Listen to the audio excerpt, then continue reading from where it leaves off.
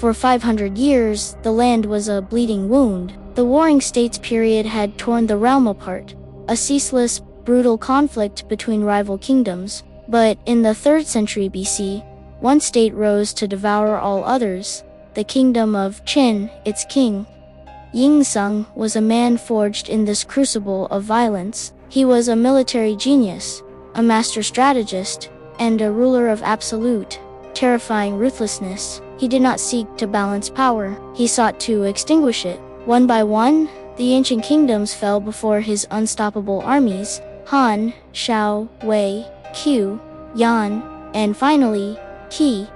The wars were over. The blood-soaked era had ended. In 221 BC, King Ying Zheng stood alone, the undisputed master of a newly unified land. But king was a title too small for his ambition. He needed a new name for a new age.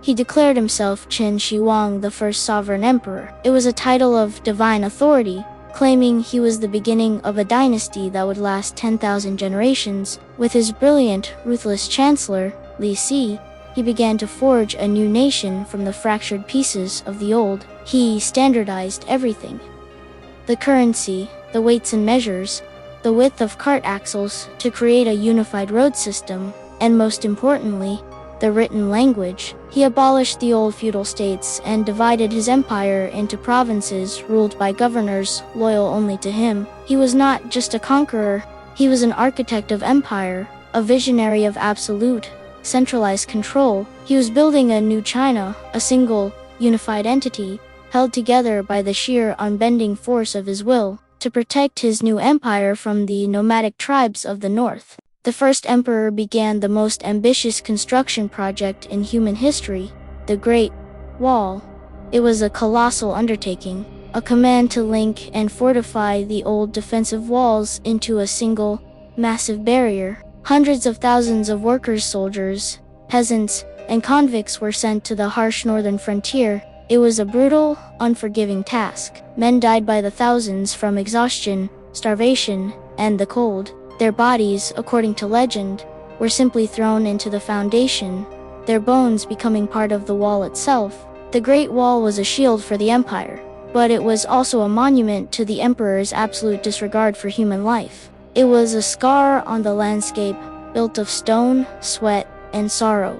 The emperor's quest for unity was not just physical, it was intellectual. He saw the diverse thoughts and philosophies of the old kingdoms, the teachings of Confucius, the paradoxes of the Taoists, a threat to his absolute authority. His chancellor, Li Si, proposed a radical, terrifying solution. In 213 BC, the emperor issued an edict: all books of history and philosophy from the old kingdoms were to be burned. Only texts on medicine, agriculture, and divination were to be spared. It was an attempt to erase the past, to ensure that history would begin with him. Scholars who protested or were caught hiding books were executed, some even buried alive. The night the great pyres were lit, the sky above the capital turned red, not with the light of celebration, but with the smoke of 1,000 years of wisdom turning to ash. The man who had conquered death on the battlefield now found himself terrified of it in his own bed. After several assassination attempts, Qin Shi Huang became consumed by a profound paranoia and a desperate fear of his own mortality. He slept in a different room of his vast palace every night, his path a closely guarded secret. He became obsessed with legends of immortality. He summoned alchemists and mystics from all across the empire, demanding they find for him the elixir of life. Most were charlatans, executed for their failures.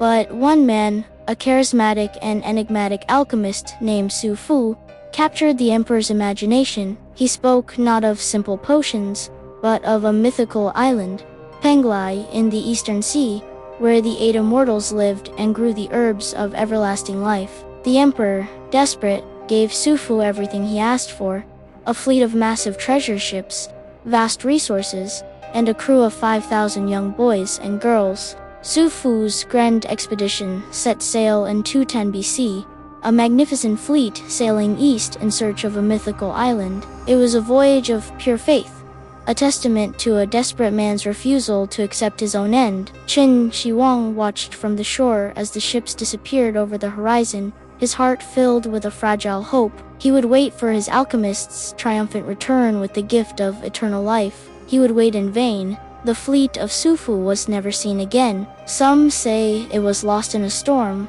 Others whisper that Sufu, knowing he could never find the mythical island, simply sailed away and founded his own new colony in a distant land, now known as Japan. While he searched for immortality in the next world, the emperor prepared for his journey through the afterlife with a project as ambitious and tyrannical as the Great Wall.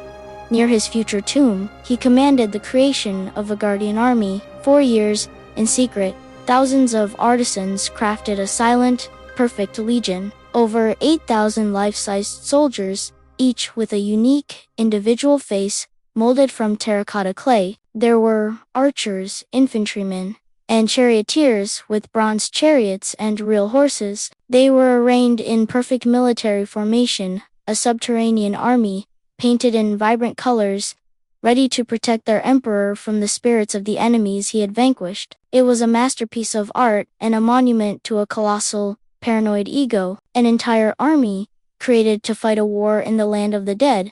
The emperor's tomb itself was designed to be a universe in miniature. The historical records, written by the historian Sima Qian, describe a wonder of the ancient world. The ceiling was a map of the heavens, painted with constellations, the stars represented by pearls. The floor was a map of his empire, a perfect replica of the land he had conquered, complete with mountains and valleys. And through this landscape flowed rivers and oceans, not of water, but of pure, shimmering, and highly toxic mercury, set to flow eternally by mechanical means. The tomb was a perfect, self-contained cosmos, designed for him to rule over for all eternity. It was protected by countless traps, including crossbows rigged to fire on anyone who entered. It was a fortress, a palace, and a map of a dead man's undying ambition.